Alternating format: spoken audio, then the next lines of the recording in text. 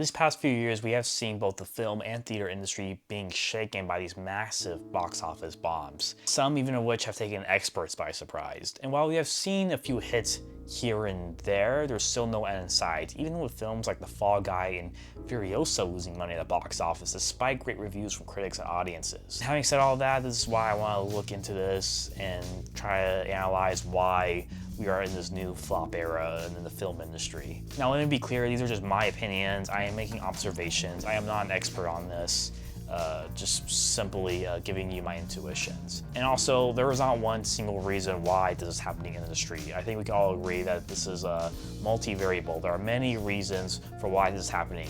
Maybe some reasons are bigger than others, but multiple reasons nonetheless. So let's talk about the elephant in the room, which is streaming. It's easy to see that since the lockdowns that people have been conditioned to watch films now at home rather than the theater. You know, before the pandemic, before 2020, it was kind of an unthinkable concept, but now it's expected. You're seeing a lot of people, I think, who just would rather wait the extra few months to catch these films on their streaming service. And this really could be the fault of the studios themselves. I think they themselves have cultivated this expectation that this movie will come out really soon on streaming, even before the film even gets a DVD release. So yes, obviously streaming and the expectation of films going to streaming definitely has a lot to do with these movies' box office performance.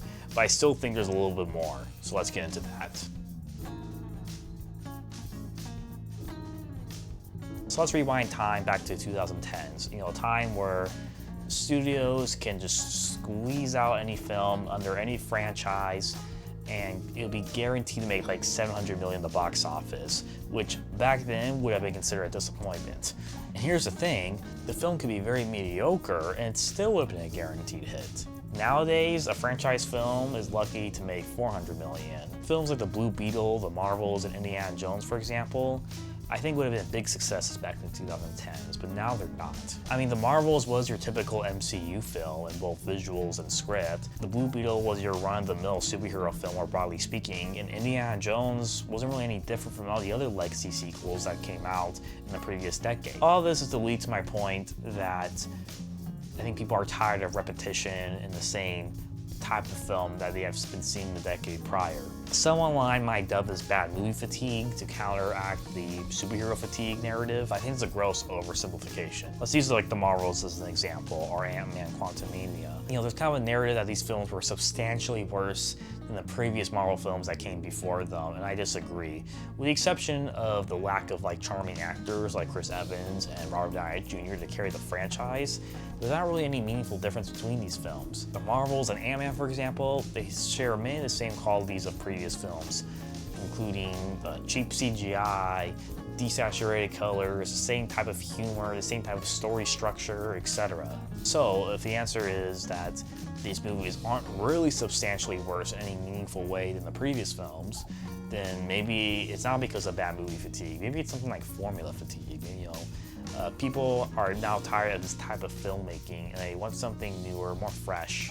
And they're not really as enthused about this type of filmmaking the way they were when it was introduced back in 2012 when the first Avengers came out. And of course, all this, what I'm saying, applies more broadly speaking to these franchise films, right? For something like Indiana Jones, you know, maybe this was something that a lot of people were into in 2015 when The Force Awakens came out.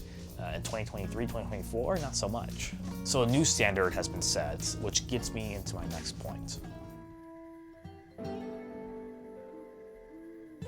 So after the lockdowns, which I think is when the flop era really began, I'm just calling it flop era, I don't know what else to call it, but when this new flop era began, we have seen some hits, but these hits I don't think have done any favors for these previous franchise films in that way of storytelling. And these films specifically, I'm really talking about films like Top Gun Maverick, for example, or Avatar: The Way of Water, and another few that I'll talk about later.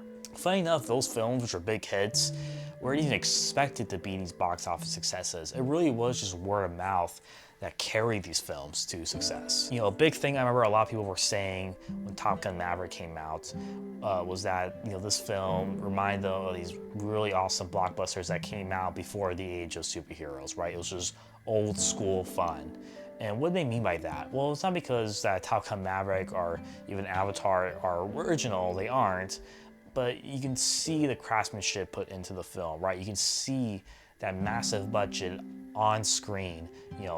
The money was well spent, and that these films really utilized, cinematography and editing and sound to maximize the enjoyment in this visual storytelling. Even if the audience doesn't consciously acknowledge these techniques, subconsciously they do, and that enhances their enjoyment for these films. And these films, they don't also rely on references, or try and connect to like other universes, or using end credit scenes to build up artificial hype and love for these films, right? They're not trying to get enjoyment on a meta level. Top Gun, Avatar, or Dune even garners enjoyment because they're just telling really good stories and telling it in a very visually spectacular way that puts all other previous blockbuster films that were released in the past decade to shame. Seriously, can you imagine Disney, much less Disney back in the 2010s, make a film like Dune or Top Gun Maverick or Oppenheimer even?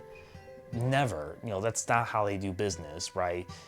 The way they make films is that you write a script that's very familiar, very safe. You get a director for hire or a game manager that's not there to really be creative, just there to point the camera and say action. And then you keep changing your film in post-production because of the results you get from test audiences, which just really rushes the post-production process and makes your CGI just look really chintzy and crappy.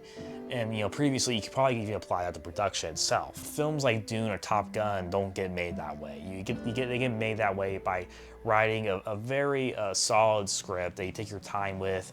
You hire a director who actually has vision and creative ambition, and you really take your time in the post-production process to get everything just right, and you trust the talent. And it's clear now in this area that the audiences demand the latter rather than the former, creating a new standard that many of these films can't meet unless they adapt. And while I welcome this new high standard that audiences have garnered, I still think there are some problems that haven't really solved the issue of films flopping, which is hurting both the film industry and the theater industry.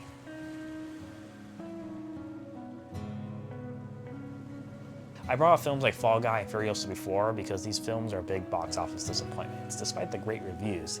Does that mean these films are secretly mediocre and they don't have the same craftsmanship and heart as the other films I mentioned? No, and let me explain. See, in my opinion, films like Dune or Oppenheimer, for example, or Top Gun Maverick, they've been a curse as well as a blessing.